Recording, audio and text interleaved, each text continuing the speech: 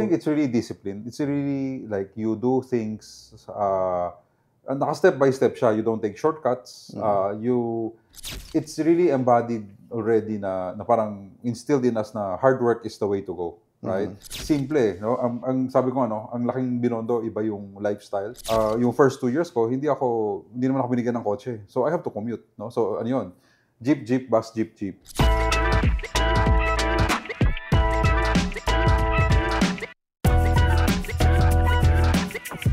You know, guys, if you've been tuning around and listening to our podcast, I hope that you get an absolute gold for each and every episode. But for this one, you know, this person, I've been following him for years because also in my field, some marketing, and he's done so many great things and so many great milestones for the brands that he handled and he's been involved. Now, just to mention a couple of positions that he had, he was the former Vice President for Marketing of Philippine Daily Inquirer. He's also the former Chief Digital Officer of ABS-CBN Corporation. He's also the founder of Internet and Mobile Marketing Association of the Philippines and the current President and Chief Operating Officer of Dito CME. Please welcome, round of applause everyone, for Mr. Donald Lim. Sir, thank you for accepting our invite. Thank you for having me, David. Yes. So, we've been, discussing everything about leadership, about, business. And for you, kasi, syempre, I did a bit of my research then about what you do. But I want to start sana with how you began your journey in your career, in your personal life, also maybe probably the humble beginnings. Paano nag-start po kayo sa buhay? Wow, layo na nun. Doon muna tayo magsimula. So, I grew up in Manila. So, that's why JCI Manila is very close to me. This is my home base. I live 5 minutes from the clubhouse. Oh, wow. Right? So, but I grew up in Divisoria, I grew up in Binondo. So my parents that time, my father was a distributor of lighting products. So literally we grew up in our house, but yung ilalim nun, nandun yung office, no? And then katabi mo na yung mga bodega namin, no? So and of course early on, talagang you learn the trade immediately, no? So yung alam mo na kaagad na even when 10 years ago, okay, I want to be a businessman. Parang ganun na kaagad yun eh. And at the same time, because my mom was extremely strict with us, talagang aral lang, hindi ka pwede manood ng TV, hindi ka pwede maglaro. So talagang aral, and then you help out with the business na. So minsan, pupunta kami sa bodega, sasama kami, ano yung mailalabas na mga boxes of ikaw magbibilang, right? So I think very early on, elementary days pa, that was instilled in us already na we have to work, right? Day in, day out, no? And we contribute to the family. So that time, talagang until maybe nung high school and college, mas talagang lumayo na in a way because I went to Ateneo and talagang nag-aaral na, no? Wala nang time mag-help out, no? But the earlier days was really helping out in the office because nandun na yung bahay eh. Right? So pag uwi mo, kita mo kagad, nagtatrabaho parents mo. So kahit pa paano, kilala mo yung mga kargador, lahat ng mga driver, lahat, no? Everything is one. Walang delineation. So para ano po to, no? Like yung typical na pagkatapos ng school, tulong sa negosyo. Yeah, tulong sa negosyo, yes. So magbibilang, my mom would help already, ask us to help magbilang. Minsan binibilang namin mga pako eh. Isa-isa, mga ganun, no? So, pako, screw, kasi nga hardware eh, wholesale pero hardware. No? Okay, so paano to? Like, yung training ninyo as bata, parang ano yung naalala nyo na talagang in-instill sa inyo at a very young age? Like, ano to, resiliency ba to? I think it's really discipline. It's really like you do things, naka-step by step siya. You don't take shortcuts. It's really embodied already na parang instilled in us na hard work is the way to go, right? So you don't take shortcuts, you don't take na okay pag may easier route kunin natin to, hindi siya ganun eh, right? And it's always treating people well also kasi in a small company, although malaki yung business ng dad ko, it's all about also living a very simple life. So even if that time he was one of the biggest distributors of GE and Philips lighting products. Nakasando lang siya talaga everyday, nakatsinelas lang. So when the president of GE came, I still remember, tinanong niya sa dad niya, where's your boss? Right? Kasi di niya alam, di man niya nila alam eh, na okay, I'm the owner pala. No? Sinabi ng dad ko.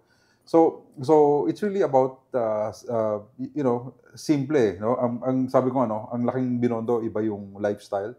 There are many kinds of what I call Chinese. Even before in marketing we profile. There's a Binondo Chinese and a Green Hills Chinese. Iba ang training nun. Okay. Iba ang discipline, ibang learning. Not to discriminate nor say anything good nor bad, no? But iba lang. Right? What do you think is the difference? Kasi syempre, I'm a full Filipino, pero nakikita talaga yung difference of how Chinese Filipinos do business. Pero what's the root of that? Kasi nasa na yun automatic na even yung for example, if you help out, talaga may sweldo ako. Piso-piso lang yung sweldo that time Pero may alikansya ako, tinatrain na talaga ako. Okay, ito na yung na-earn mo for itong year na to, naka 600 ka. Alam mo yun, after 1 year of working. Even sa kusina, natuto rin kami. My mom would always ask me, kasi we only have one maid. A lot of, halo-halo may mga kargador, lahat, nagkakagulo-gulo buong bahay, no? Pero imagine mo, sabi ko imagine that my dad was one of the biggest distributors, and yet, very simple yung life, no? And wala siyang, we don't get to compare, mas magandang kotse, as long as we go abroad once in a while, no? And then lagi yun, economy class lang. And again, everything is everything that you receive is something you have to work for. Right. So and that's why I think that is inculcated na early on, which is I think a bit different from the next generation The youth of today parang mas entitled. I need this, diba? Yun ang ina-expect, no? Pero sa amin, it was very different. Everything has to be earned. Okay. But, diba, so you started doon sa business ninyo and then until nung college, focus kayo sa studies. Pero during nung time na nag-aaral ka na sa Ateneo, did you start any side hustle para ma-practice yung... Hindi, kasi nahirapan ako. So, even during... Kasi, number one, since I live in Binondo, Ateneo is 2 hours away. No? So, imagine mo, every day, it's 4 hours. Wow. Right? And that time, also, yung first 2 years ko, hindi naman ako binigyan ng kotse. So, I have to commute. No? So, ano yun? Jeep, bus, jeep. Right? Papunta pa lang. Papunta, pabalik. Right? So kaya master ko rin yung like Ateneo to UP to Philcoa, bus ako. Yeah. Tiapo to Pierre to ganyan. So, even up to now, kahit pa paano master ko yun. So, anytime na kailangan ko mag-commute, it's very easy for me to jump up and down wherever. No? So, I know certain routes, no? And that's why pag uwi ko, knock-out na ako. Kasi babiyahe ka pa no? Yeah. Ito laki-laki ko pa. So imagine mo nung nagji-jeep ako, ayoko sa loob. Gusto ko nasa labas lang. Pero may init sa loob Bawal yung upong boss sa inyo. No? So talagang pag nakaganoon ako, di na makapasok lahat. Pero knock-out ako, tulog ako for 1 hour. Yung longest ride was 1 hour. So I mean, that's something na I never complained. Because I felt my parents also experienced that one way or the other, right? And also, di ako nag-side hustle only because hirap ako when top student ako sa Hope Christian, no, Chinese school. Yeah, sa Bangbang. Malapit doon, no, yung Chinese University. Yeah.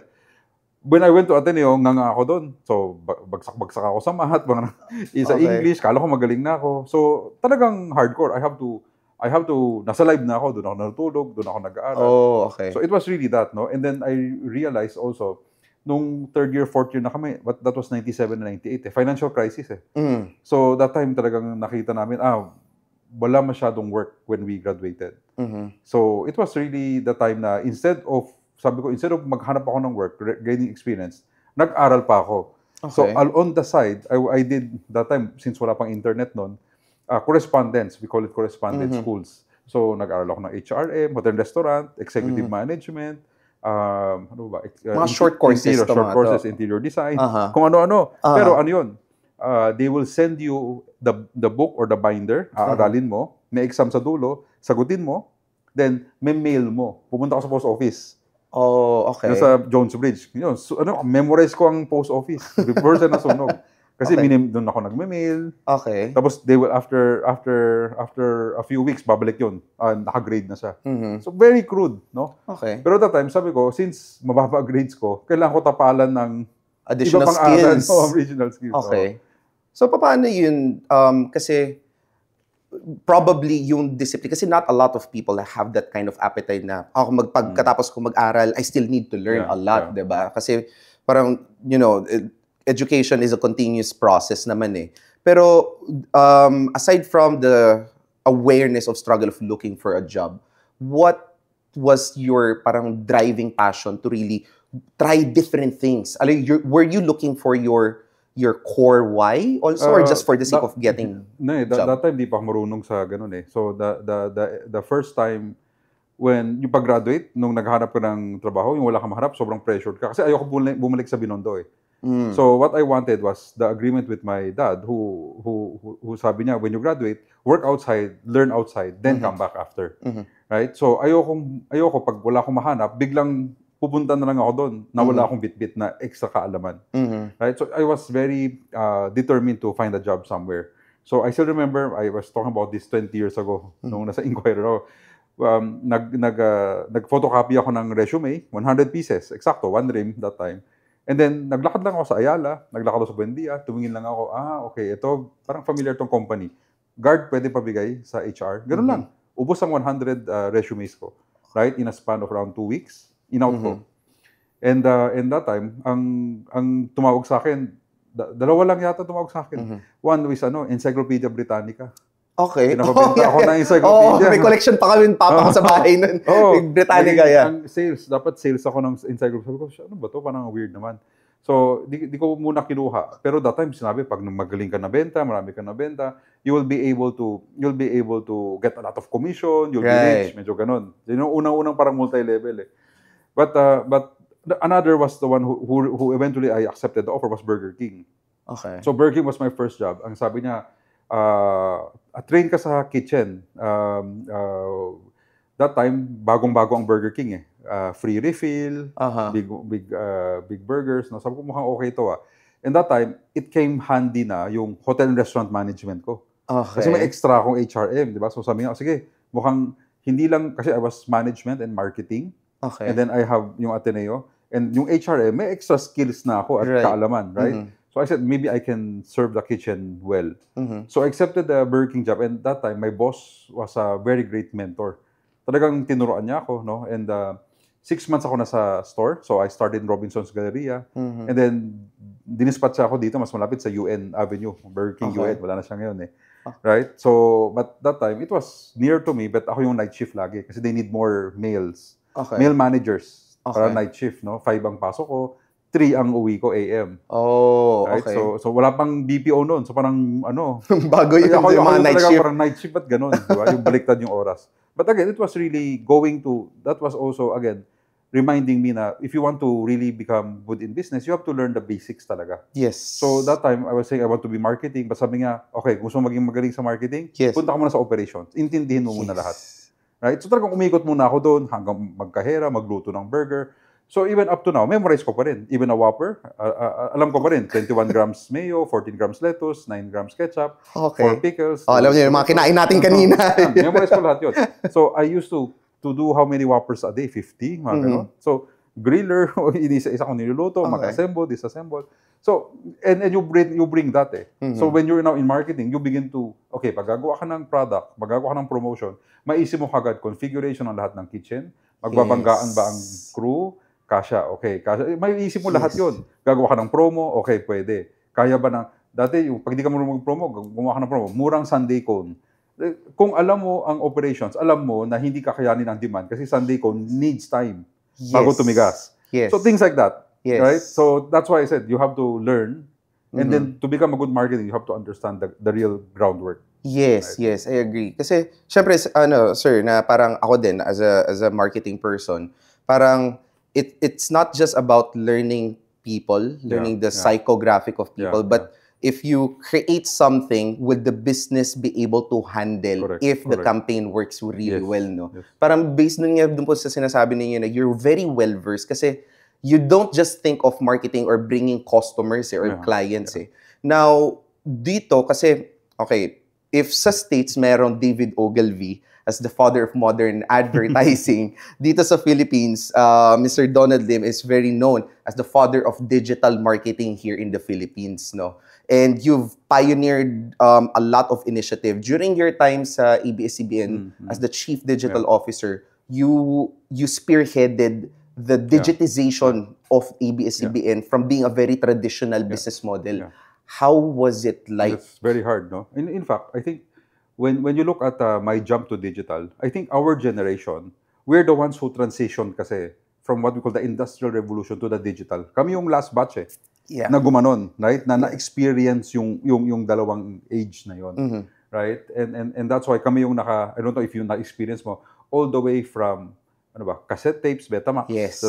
VHS, Biscuits. all the way to diskettes, diba? So 5.5, 3 1/4, and Yes. everything.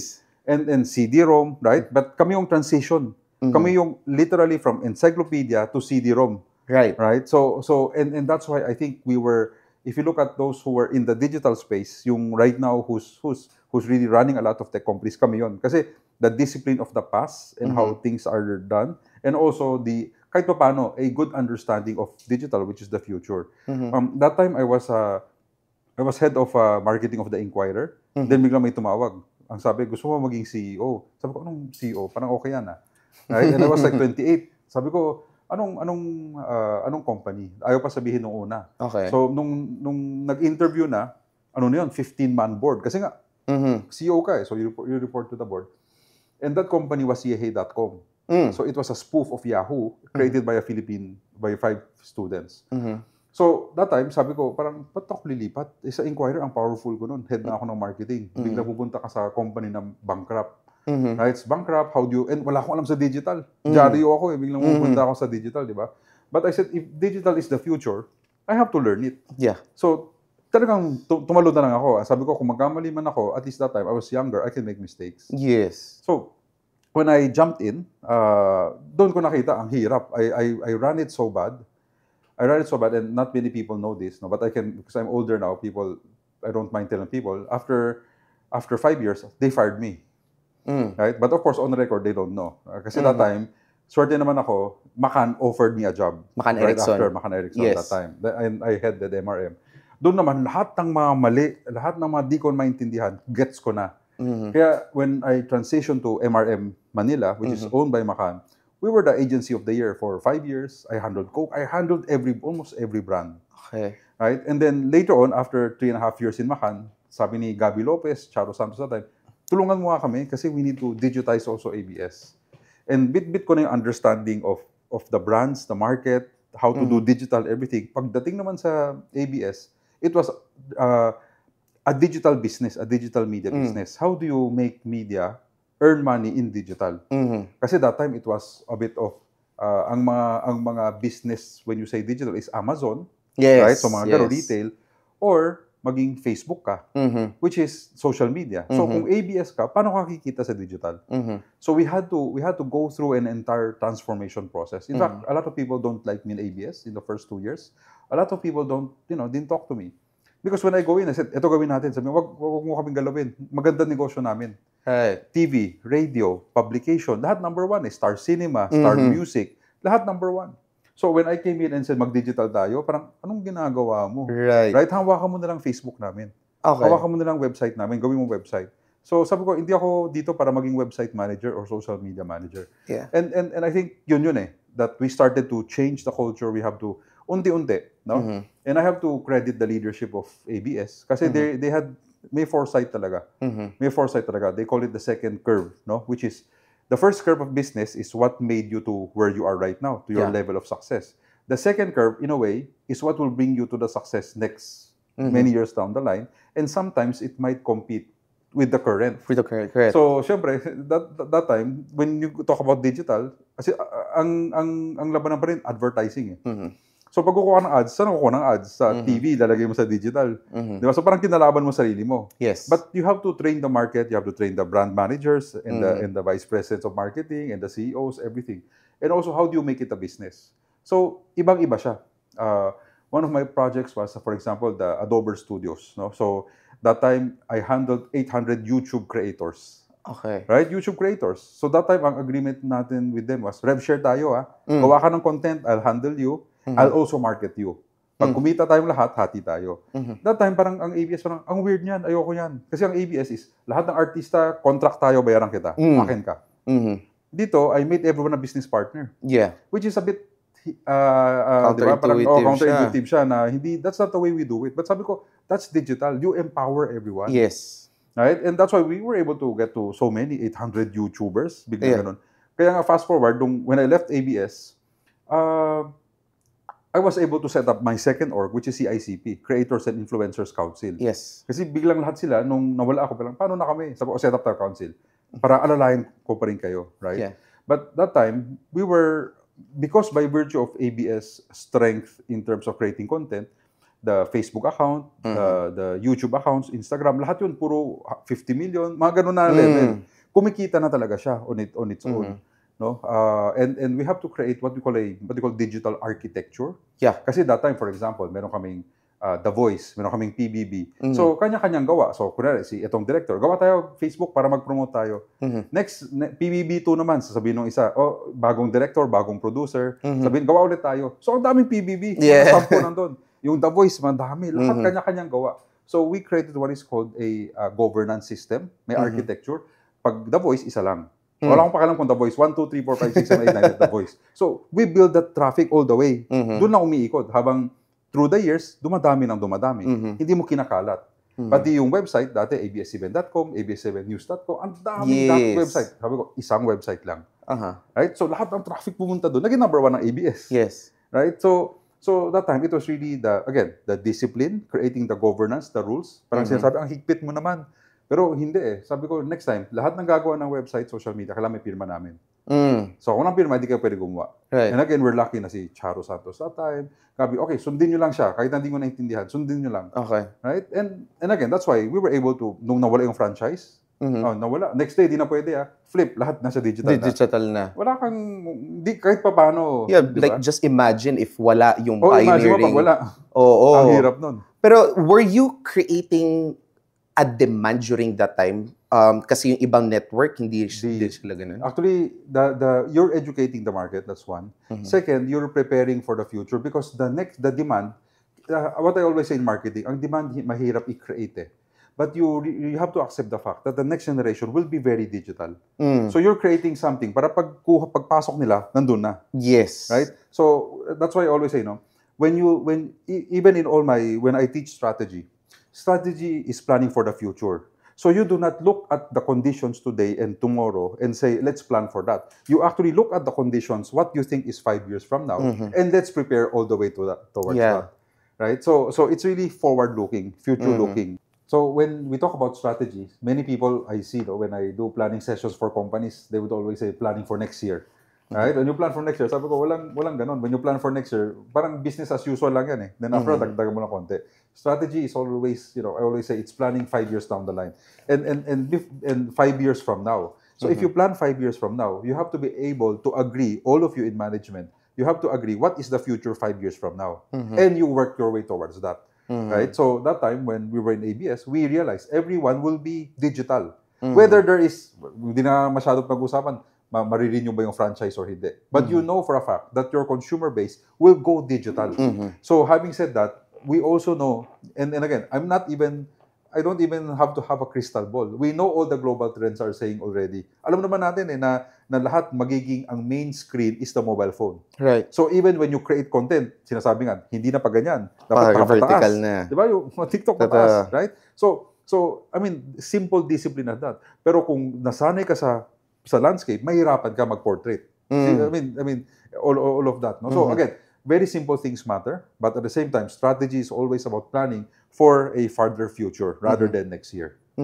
So, dyan kasi di ba, marketing is a very fast-changing landscape talaga How do you parang get updated doon sa mga changes na ginagawa? Do you employ or do you group a very wise set of people that can help you get updated with things? How does it work on your own process? For me, marketing is really the most important role in the organization. What I call ikaw ang pulso Which means, because why? You know where the world is going. You also have to know where your consumers or customers are moving towards, right? And the only way for you to do that is not to read a lot of research paper, but to be on ground. So I always believe that you have to be in touch with your customers. What I learned from ABS-CBN, bakit bakit lagi patok ang gaganda ng mga shows? Probinsyano, Batang I mean, lahat, every show, no? Kuha niya pulso. Yeah. And that is when I realized, no? Meron kami tinatawag na si Vivian Tin that time, no? Head ng research, tawag ng Oracle, eh. Sabi, ang galing mo naman. Sabi, hindi naman. Every day kasi, every week, nag-FGD lang ako. Tanong lang ako ng tanong, anong hinain ng tao, anong hinahanap nila, anong aspiration nila, ano yung mga, what are they looking for, what are their needs, di ba? And I think, once you keep that, you make that as a discipline, you begin to be closer to people, and that is the only way you can really, you'll be able to address what they really want. Ganun din naman sa lahat ng negosyo, eh. If you understand your market well enough, then you would know that whatever you're offering will fit them. No amount of research on paper will guide you through that, eh, rather than you being on ground. Alam natin mga kwento yan. Kahit na sila Henry Sian or whoever, di ba? Lahat ng mga tycoons, I don't think, the first generation tycoons, I don't think they built their empire because they were in the office. Yeah, that's true. Actually, very important nga yun, for non-marketers. It's, kung gusto nyo malalaman, may tinatawag tayong product market fit. Kaya pag sinasabi natin product market fit, it's not about assuming na ito yung gusto ng mga tao. It's a matter of talking directly to your customers, knowing their pain point, their internal and external challenges. And from there, doon natin may improve yung direction, di ba? Kung ano yung dapat natin gawin, ano yung pwede natin sabihin for the next strategies or next action items. Now, yes, I completely agree with that. Ngayon, pagdating naman sa leadership direction mo, kasi yung mga sinabi mo kanina na, okay, kung dito sila, dito tayo. Your strategy and way of thinking is a bit unorthodox, which turns out to be very good, nagkaroon ng magandang outcome. How do you make sure that everyone sees the common goal? That's why, the role of, maybe in marketing and of course of leadership, you have to understand that a prophet is never appreciated nor recognized in their own country. That's why alam mo, pag prophet, di ba, paulit-ulit ka eh. Hanggang makuha nila. If you decide to take that role as a leader and as a prophet, a leader is someone na ikaw ang nag 10 steps ahead before you turn back and say, guys, sunod kayo. Kasi na-check mo na lahat. And in many cases, many people say, ba't yung ginagawa mo dyan? Nandito kaming lahat. So you have to really educate one at a time, everyone else. And then later on convince them, tama ka pala. Because you were there already. Right. So I think it takes a lot of courage. It also takes a lot of humility. Kasi kung nandun ka na, pwede ka naman na iwan mo sila eh. Right? But here, you know that if you have your flock or whoever is in your team, you have to bring them with you. So kaya when you talk about leadership, it's always about the vision eh. Right? It's always the vision, the purpose. Why what do you see and why are you doing it? Right? And it's always anchored on something that is good. No? So whether it's a company or any organization, it's always, when you talk about leadership cannot be nasa likod. Leadership is always ahead. Ito ang plano ko. Ito ang nakikita ko, and this is what I'm seeing. This is why we should go there. And you have to convince everyone who does not see that yet. Yeah. Right? Parang yung bell curve, no? Diba? Meron tayong early adapters, meron tayong may innovators. May mga laggers tayo. JCI Manila also champions diversity and inclusion with its projects like Wheel Assist, a partnership with the Light Rail Transit Authority that's aimed at improving the commuting experience for persons with disabilities on LRT2. The project includes training LRTA customer-facing staff on how to handle and engage with PWDs, as well as installing Braille stickers at ticket vending machines to aid visually impaired passengers. To know more, visit our website at www.jcimanila.org. Now back to the podcast. The Built Different podcast would like to thank Henry's Cameras, Power Mac, Hollyland, Ugreen Philippines, Kappa Cabina, Surge Digital Media, Madcap Productions, Days Media Group, Jazz Up Communications. Kasi you mentioned nung hindi nagro-roll yung camera, you're also teaching, Sir Donald, sa Enderan and sa San Beda. What's your approach in influencing these students na makita nila kung ano yung reality of theory versus ito yung real world mismo? Well, to answer that question, actually, I'll go back to first my motivation of teaching. Kasi mahirap magturo Imagine that when I've been teaching for 14 years. And it's very hard because I usually get the 6 to 9 class. So, which means after a whole day's work, you have to talk for 3 hours pa. Yeah. Right? And again, kung if it's once or twice, it's fine. But you do it every twice a week, right? And then it's going to tire you out.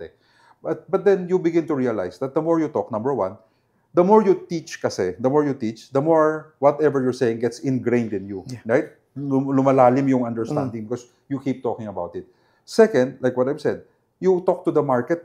I do not see them just as my student, but also they are my potential market. And the third is I see them eventually, they are my teachers. Because sometimes I do not know everything. When I teach digital, it's not as if I know a lot, right? I teach my experiences, right? But then I would always say, ano ang sayo? What is your experience? Can you share that with the class? And we build on top of everyone's experiences. So for me, it's such a win-win. No? In fact, I would advocate, I even tell my team, kung may chance kayo magturo kayo. Because then I know for a fact, mas holistic ka. Iba kasi ang teaching is a very humbling experience. You can take it na magpa-power trip ka sa class, okay lang. Pero right now hindi na Because very powerful ang students ngayon, because of social media, because of check and balance system within schools, and many others, no. But again, it's really a learning experience. That's why I said before, I started the very first digital marketing curriculum, the syllabus, to teach digital marketing. Imagine mo, I sat in the technical panel of CHED to introduce, to put digital marketing in the syllabus. Right? Ano pa yun? Memorize ko pa, CMO 29 yun. So to create that. And when I started teaching in 2010, I taught, no? And then in 2019, I told my class, you are my last class because I have nothing more to teach. All of you are more digital than I am. Right? So if anything I teach is actually backwards, meaning my experience before, kasi nung ginawa namin to, paatras So I said, I have nothing else to teach to you, right? And that time, digital marketing, there's no more digital marketing. Marketing is digital. There's no digital strategy where you teach drama, you put in digital already there. Yes. Right? So hindi na siya standalone. Naka-integrate na siya. Yeah. And you're also like, di ba, nadoon na kayo, medyo you're on the sunset na sa digital marketing, and you were mentioning na you're already dun sa ABCs. Yes. So can you share yung ABCs mo? So when people said na I mean, so many articles, they wrote about me, digital guru, sabi ko, hindi na. I know for a fact I'm not. Right? So number one, I'm not a technical person. I'm just a manager, right? Maybe I'm a digital leader because I have certain way of thinking, no? But digital marketing, wala na no? Ano ba yung matuturo mo sa Facebook, sa Twitter, sa Instagram, sa TikTok, right?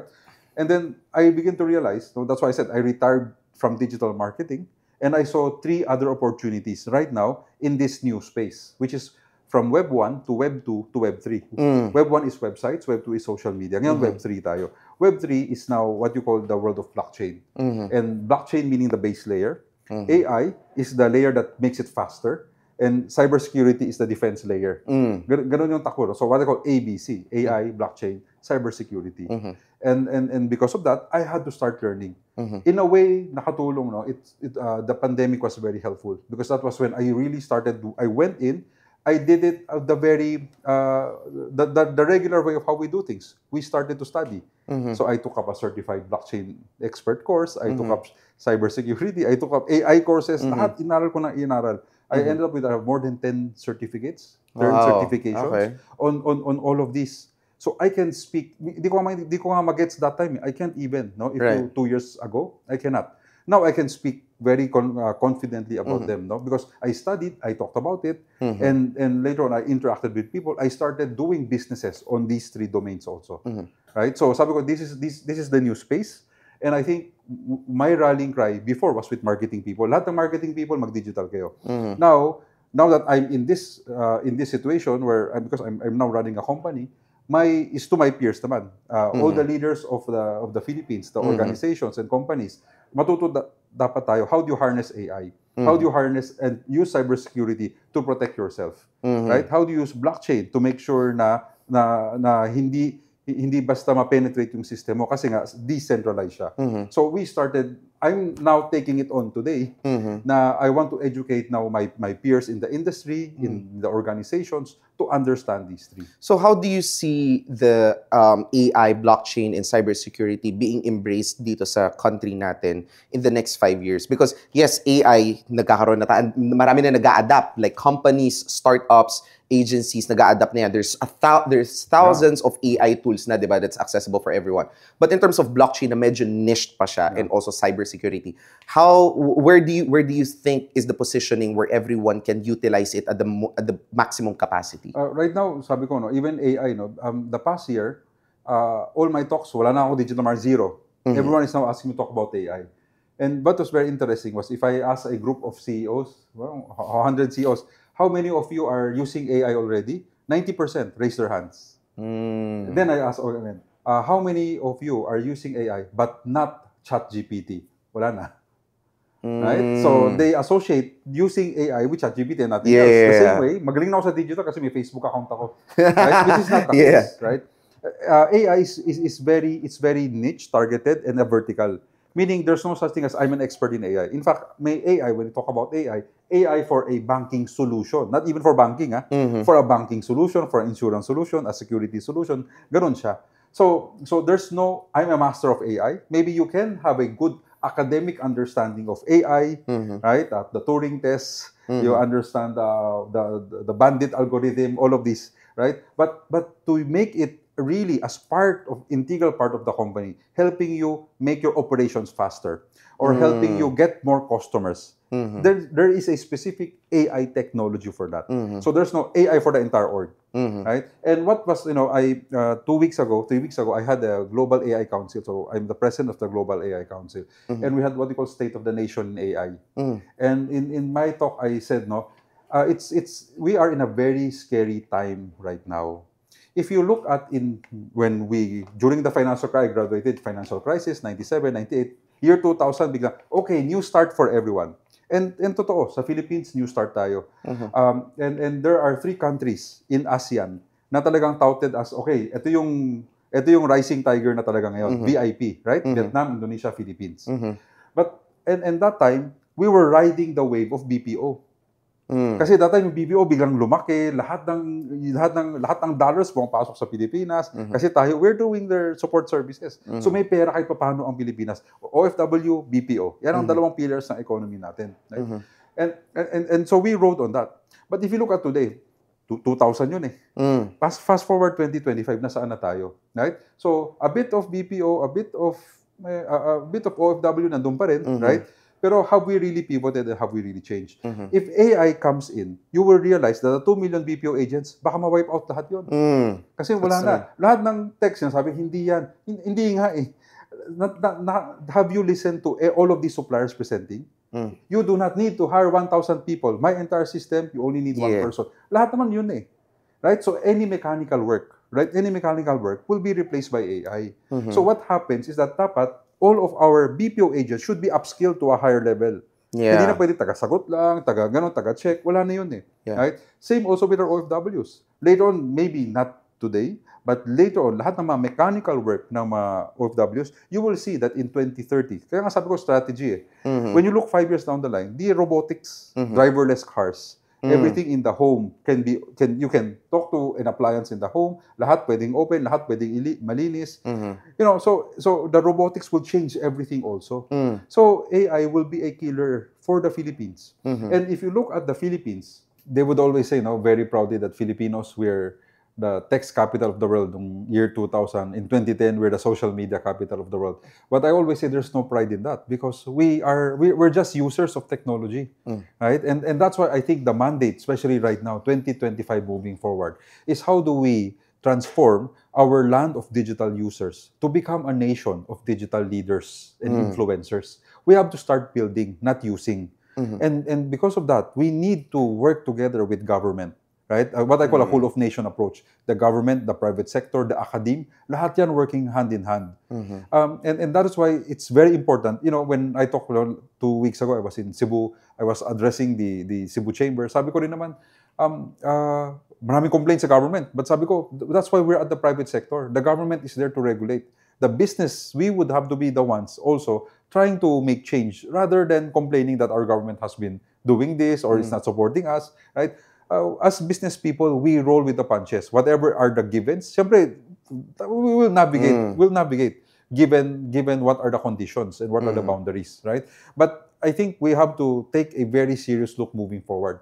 Because with AI coming in, with robotics, with all of this, these are parang, don't underestimate na malayo pa sila. Once they came in, biglang, ano yan what I call tsunami yan Pag pumasok na, naging gano'n na yung wave, biglang paggising mo, wala na. Right? And sabi ko nga, if the real suppliers of all of these tech come in, and they would now tell every, let's say, mga BPO groups na, oh, we can, you don't have to hire 1,000. I just hire 5 people who will use this tech. Saan mo kuha yung mga 1,000 people? Right? And you will see that multiplying very, very quickly. The same way that BPO nag-mushroom. Ganon din mangyari sa mga OFWs if we do not upskill. So there's a chance. We have to upskill so that we became not only just, not only using mechanical work, but now taking advantage of AI. How do we create AI? Malayo pa tayo doon. We're not India, we're not China, we're not the US, we're not creators of technology. I think that's why we need a paradigm shift as a country. Okay, yeah. I strongly agree with that because AI is such an open-ended conversation. Like sinabi ko nga, thinking how the first iPhone was back in 2007 and seeing iPhone 16 Pro Max right now, di ba? Grabe yung innovation. So, what do you think is your recommendation on how the company, sabihin na natin mga SMEs lang muna, can adapt to these technologies? Like starting off with AI lang muna kasi baka overwhelming sa kanila. Do I need to invest in such a expensive software or tools? Paano sila mag-a-adapt sa mga right now, for me, actually they're very lucky because that time, in the earlier days, 25 years ago, when you start a business, everything is mano-mano. In fact, if you look at my fathers, they nakapapel lahat Naka-scotch paper nga. You can transact based on that, no? Right now, you can already see, no? You can, when I talk to SMEs, you can create a jingle, you can create a logo, you can create a marketing material, an AVP, anything marketing, using AI already, right? So I think that's one. From a marketing and sales side, you can do everything yourself. Second, you can also look at your operations. How can you use technology to make sure your operations are more efficient? But what I always say, whenever I talk to business people, do not look at technology as the holy grail. Mahina negosyo ko, I will use AI. Hindi siya ganon. Always make sure that your basics, yung fundamentals, you're doing it correctly. Do you understand your customers' needs? Are you getting the best materials for them? Yeah. Are you getting yung tama ba yung costing mo? Tama ba yung operational? Is your finance sound? Many cases, you sabit yun, di mo ginagawa ng maayos, then bigla, technology will help me. Mali yun. Technology is an enabler and an amplifier. So kung mali ka, amplified yung lahat ng mali mo. That's right. So minsan sabi, hindi, pag may di mabenta, mag-TikTok na ako, lahat gawin. So dumami nga yung benta.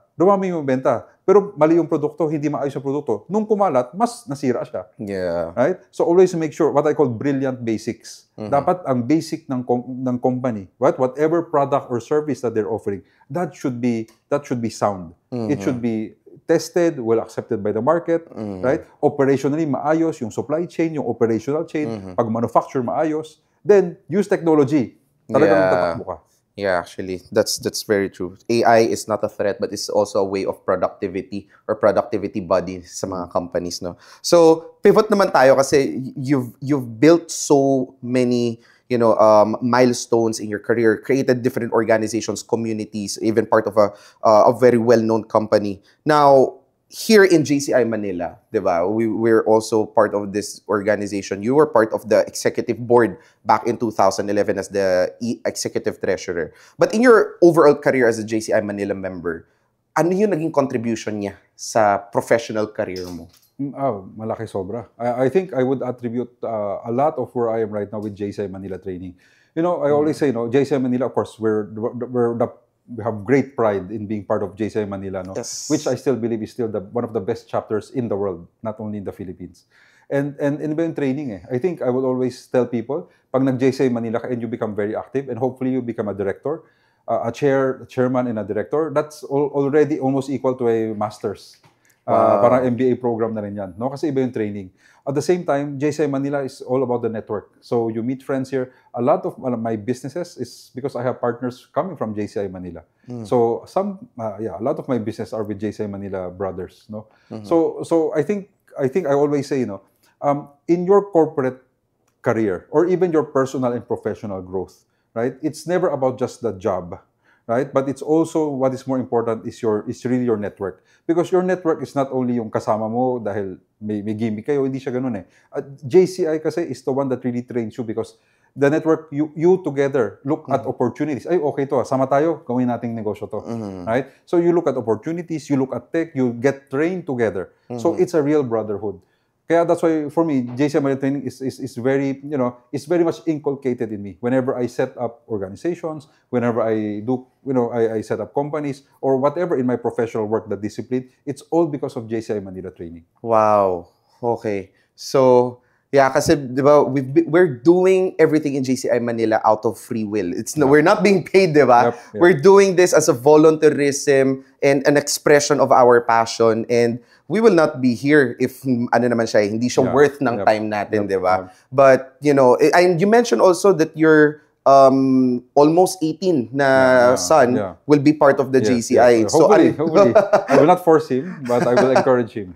Yes, definitely. So as part of the Built Different podcast, we play a little bit of a game with our guest, okay? So for this guest, we're going to ask Sir Donald a couple of questions and you just have to answer it. Just a bit of an explanation lang naman about the topic that we discussed earlier. No? Okay, so question number 1. About digital marketing, if you could only use one social media platform for the rest of your life, which one would it be and why? Social media. So, hindi ako ma-social media, but again, I grew up in the time of Pinoy Exchange and Yahoo Messenger, right? So, very basic yun, no? But I think right now, I'm very much using LinkedIn because of my work. So, it's really a lot of LinkedIn, and you don't talk about personal stuff there. It's really business and all about connections. And I think every person in business and in corporate should be on LinkedIn right now. Okay. If you could teach AI just one human emotion, which would it be and why?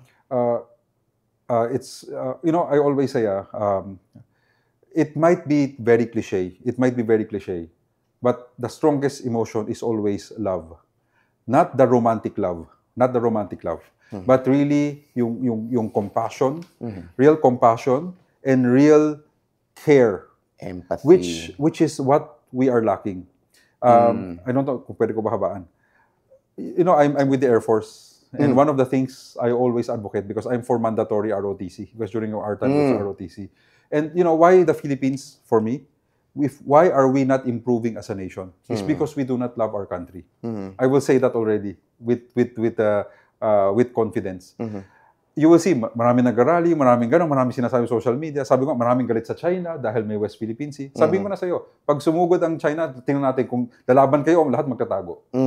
Right? So, I think, if you look at why countries are very strong, it's because they really love it. Look at Korea, yung mga strong country, Korea, you look at Japan, they really love their country. And sabi ko, and love comes from the small things. Love comes from the small things. If, for example, every Filipino will not, let's say, yung mga nagtapon ng pupulutin niya, ilalagay sa basura. Kung lahat ng Filipinos ganun, malakas tayo. But because we do not love our country and we do not care, at hinahayaan natin lahat because we're busy and we're doing our own way and doing whatever, walang mangyari sa atin. Right. Yung small things na pwede natin itulong sa city natin, sa bansa natin, pag nangyari yun, malakas tayo. Hindi pa natin nagagawa. It also comes with the discipline. Yeah. So that's why AI, if AI knows how to love, humans will cease to exist. Right. Very well said. One last question. If your life were an ABS-CBN teleserye or a game show, what would its title be and why? Mahirap yan.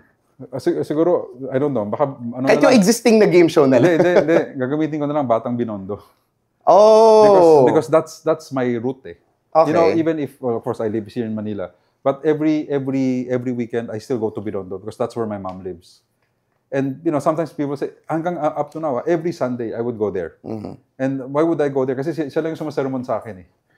Right? And sabi ko, it grounds me eh. Minsan sabi niya, ba't tanga-tanga mo, ganyan. Kung ano, magkukwento ako, di ba? So, hindi ka nag-iisip, di ba? But, sabi ko, a tree, no matter how high you grow, you only live because you have roots. Yes. You remove that roots and you will fall. Yes. So always, diba, sabi ka, kailangan lumingon ka sa kung saan ka pinanggalingan, right? And I think that's so important, to be rooted in what brings you to who you are. People think sometimes if you fly too high, na kaya mo na, hindi ganun yun eh. You will never, the umbilical cord to the invisible umbilical cord is always there. Right. And kung tinanggal mo yon, then gaganon ka, you will wander aimlessly. Yes. Lumilipad ka nga pero di mo na alam. I strongly agree. With that, Mr. Donald Lim, thank you so much for joining us. And I hope kayo mga listeners, you've learned so much about marketing, about AI, about, everything that concerns how you can progress your career and be a huge contributor in our country and in our industry. And with that, thank you for watching our Built Different podcast, and we will see you on our next episode. The Built Different podcast would like to thank Henry's Cameras, Power Mac, Hollyland, Ugreen Philippines, Kappa Cabina, Surge Digital Media, Madcap Productions, Days Media Group, Jazz Up Communications.